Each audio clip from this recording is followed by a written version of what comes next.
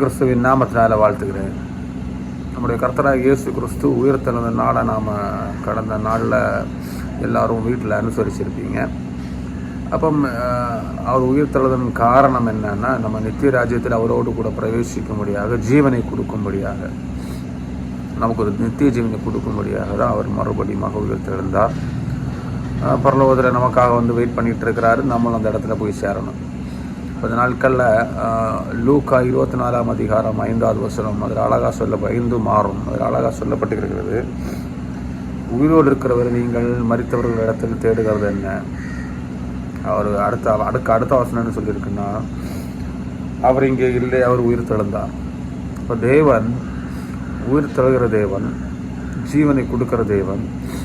அவரை நாம் எங்கே தேடிட்டு இருக்கிறோம், அவர் எங்கே இருக்கிறார்? உயிர் தெழுந்த பிற்பாடு. உயிரோடு இருக்கிறவரை மரித்தவர்கள் இடத்துல நீங்கள் ஏன் தேடிட்டு இருக்கிறீங்க அப்படின்னு ஒரு கேள்வி தான் அங்கே கொஸ்டின் மார்க் வைக்கிறாப்புல. இப்போ தேவன் தெளிவாக அதில் விளக்குறாரு, நான் மரித்தவர்களுக்கல்ல உயிரோடு இருக்கிறவர்களுக்கு தேவனாக இருக்கிறேன்.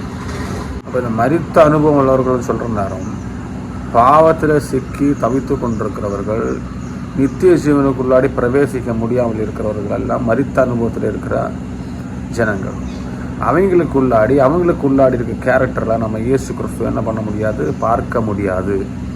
தேவன் ஜீவனுள்ளவராக இருக்கிறாரு. அவர் ஜீவனுள்ளவர், நேற்றும் இன்றும் என்றும் மாறாது இருக்கிறவர். அவர் ஜீவனுள்ள ஒரு தேசத்தில் வாழ்ந்து கொண்டிருக்கிறார். நாம் அவரை பார்க்கணுன்னா, அவரை தேடணுன்னா, நான் நித்தியத்துக்குள்ளாடி பிரவேசிக்கணும். நான் மறுபடி பிறந்து விட்டால் எனக்கு உள்ளாடி யார் வாசம் பண்ணுறா? இயேசு கிறிஸ்து வாசம் பண்ணுறாரு. அவர் எனக்கு உள்ளாடி பரிசுத்த ஆவியானவர் வாசம் செய்யத்தக்க வண்ணமாக என்னுடைய வாழ்க்கை மாறினது. பரிசுத்த ஆவியானவர் உள்ளாடி வந்தாச்சுன்னா ஆட்டோமேட்டிக்காக நாம் ஜீவன் உள்ளவர்களாக இருக்கிறோம். அந்த ஜீவன் உள்ளவர்களாக இருக்கிறவங்களுக்கு உள்ளாடி இயேசு கிறிஸ்து வாசம் செய்து கொண்டிருக்கிறார். நான் என்னை ஆழமாக சொல்ல முடியும், ரட்சிக்கப்பட்டு ஸ்நானம் எடுத்து பரிசுத்த ஆவியானவரை உள்ளாடி ஏற்றுக்கொண்டவர்கள் எங்கே, அவங்களுக்கு உள்ளாடி யார் இருப்பா? இயேசு கிறிஸ்து வாசம் செய்கிறார்.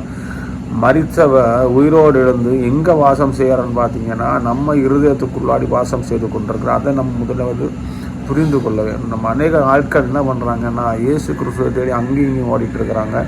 இயேசு கிறிஸ்துவ பிரசன்ஸை தேடி, அவருடைய சத்தத்தை தேடி, அவருடைய அற்புதங்கள் அடையாளங்களை தேடி, அவர் எங்கே இருப்பார் என்று அங்கேயும் இங்கேயும் ஓடிட்டு இருக்கிறாங்க. ஆனால் தூதர் தெளிவாக சொல்கிறான், நீ மரித்த இடத்துல தேடிட்டு இருக்கிறீங்க. இன்னும் நம்ம அநேக ஆட்கள் என்னன்னா, சத்திய வசனத்தை போதிக்காத இடத்துல மாட்டிக்கிட்டு இயேசு கிறிஸ்து இங்கே இருக்கிறார்னு நினச்சி நம்ம ஓடிக்கிட்டே இருக்கிறோம். ஆழமாக சொல்ல முடியும், எங்கே வசனம் ஸ்ட்ராங்காக இல்லையோ, எங்கே கரெக்டாக வசனத்தின் அர்த்தங்களை சொல்லி கொடுக்காம இருக்கிறாங்களோ, அந்த இடத்துல இயேசு கிறிஸ்துவின் நாமம் செயல்படாது. அவர் அந்த இடத்துல இருக்கவும் மாட்டார். ஏன்னா அவர் ஜீவன் உள்ளவர், வசனம் ஜீவன் உள்ளது. அந்த வசனம் ஜீவன் உள்ளதுன்னு சொல்கிற நேரம், ஜீவன் இருக்கிற இடத்துல அவர் கண்டிப்பாக இருப்பார். வசனம் இருக்கிற இடத்துல அவர் கண்டிப்பாக வாசம் செய்வார். ஏன்னா அந்த வசனம் தான் ஒரு ஆளை உயிரை உயிர்ப்பிக்கும், ஜீவனை கொடுக்கும், வெளிச்சத்துக்குள்ளாடி நடத்தும். அப்படி இருக்கிறவங்க மட்டும்தான் நித்திய ராஜ்யத்தில் போக முடியும். இப்போ இயேசு கிறிஸ்துவ நம்ம எங்கே தேடிட்டு இருக்கிறோம்? மரித்து உயிரோடு எழும்புறவரை இந்த நாட்களில் நம்ம எங்கே தேடிட்டு இருக்கோம்? நம்மளுடைய இருதயத்தில் வைத்திருக்கிறோமா?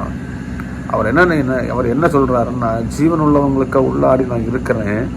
கண்டிப்பாக நீங்கள் என்ன பண்ணுங்கள், அந்த ஜீவனை ஏற்றுக்கொண்டு, பரிசுத்த ஆவியானவரை ஏற்றுக்கொண்டு நீங்கள் வாழ்கிறதா இருந்துச்சுன்னா, உங்கள் இருதயத்துக்கு உள்ளாடி நான் வாழ்கிறேன். நீங்கள் வெளியே தேடாதீங்க. வெளியே தேடுறதுனால இயேசு கிறிஸ்துவை பார்க்க முடியுமா? கண்டிப்பாக பார்க்க முடியாது. முதலாவது அவரை ஏற்றுக்கொள்ள பழகிக்கொள்ள.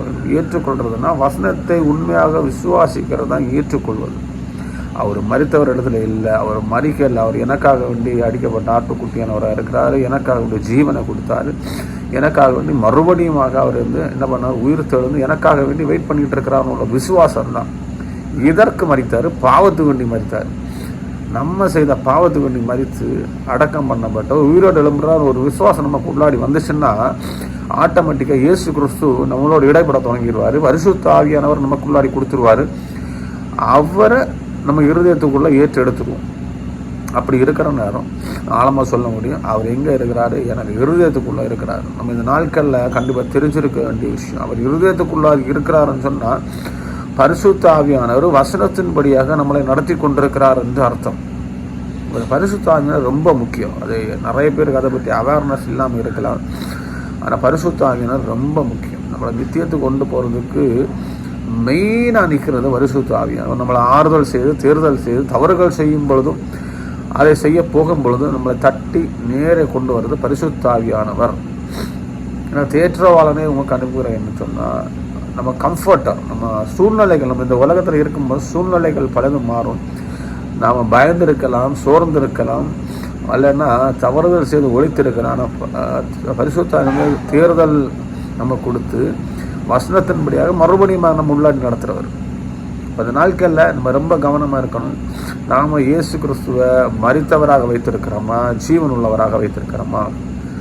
மரித்தவர்களாக வைத்திருக்கிறோம்னா நான் இன்னும் ஏற்றுக்கொள்ளவில்லை என்று அர்த்தம். சில பேர் என்ன பண்ணுறாங்க, இப்போ மரித்தவர்களிடத்திலாம் அவர் இருக்க மாட்டார் அப்படின்னு சொல்கிறாரு. தேவனுக்கு விருப்பமில்லாத காரியம் செய்கிற யாரிடத்திலும் அவர் இருக்கிற தேவன் கிடையாது. பரிசுத்த ஆவியானவர் அப்படிப்பட்ட இடத்துல வாசம் செய்கிற தேவனே கிடையாது.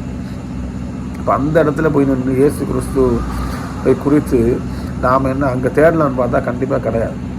உலக பிரகாரமான காரியங்களுக்குள்ளாடி இயேசு கிறிஸ்துவை பார்க்க முடியாது.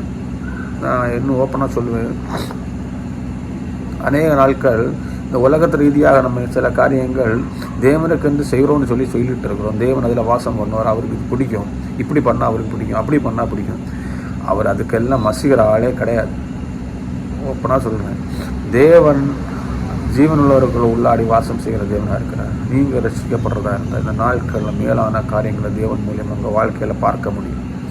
இந்த ஒரு அனுபவம் வந்து நம்ம வாழ்க்கையில் கண்டிப்பாக தேவை. அதான் இந்த தூதன் அழகாக சொன்னார், நீங்கள் மரித்தவர்களிடத்தில் தேடாதீங்க, அவர் ஜீவனுள்ளவர், அவர் உங்கள் கூட தான் இருக்கிறார். அந்த ஒரு அனுபவம் நமக்கு உள்ளாடி, அந்த கான்ஃபிடன்ஸ் நமக்கு உள்ளாடி இருக்கா. கடத்த வசனம் சொல்லுது, அவர் இங்கே இல்லை, அவர் உயிர் தழுந்தார். திருப்பியும் சொல்கிறாங்க, நீங்கள் தேடி வருகிற இடத்துல அவர் இல்லை, ஏன்னா அவர் மரித்த இடத்துல இருக்கிற ஆட்கள் கிடையாது. இப்படிப்பட்ட தேவன் கிடையாது. அவர் இங்கே இல்லை, அவர் உயிர் தெழுந்தவர் நம்முடைய இருதயத்தில் வாசம் செய்கிறார். நம்ம ரொம்ப கவனமாக பார்க்கணும். தேவன் இந்த நாட்கள் உங்களை ஆசீர்வதிப்பாராக. ஆமென்.